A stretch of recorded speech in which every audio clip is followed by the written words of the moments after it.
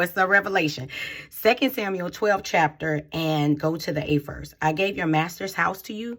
This is God speaking through Nathan to David, right? And this is what he says, right?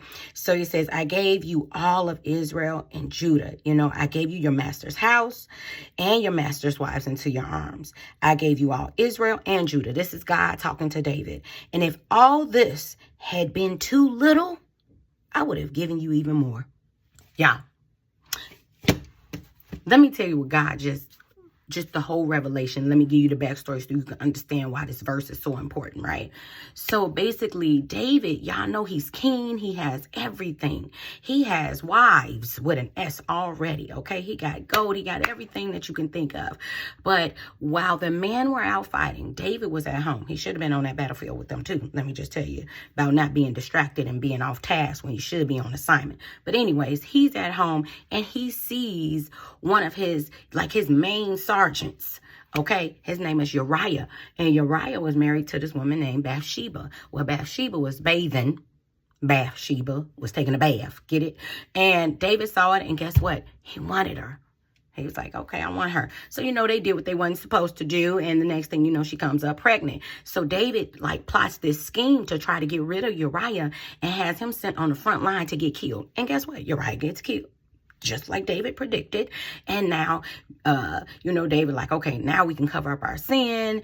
Anyways, unfortunately, that child was put to death. God was like, nah, your sin not about to be covered up. As a matter of fact, the sword gonna be in you gonna have to fight basically for the rest of your life.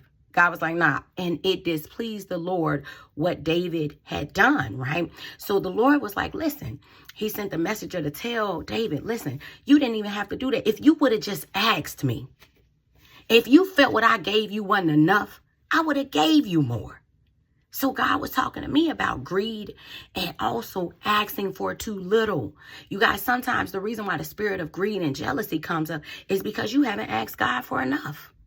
Wow. So when God even gave us permission, God has given us permission to say, listen, you can ask for whatever you like. And if it's too little, you can ask me for more. So you don't have the spirit of greed and the spirit of jealousy, because that leads to condemnation. Then you're sinning and you're out of the will of God. And that's not where we want to be in life, right?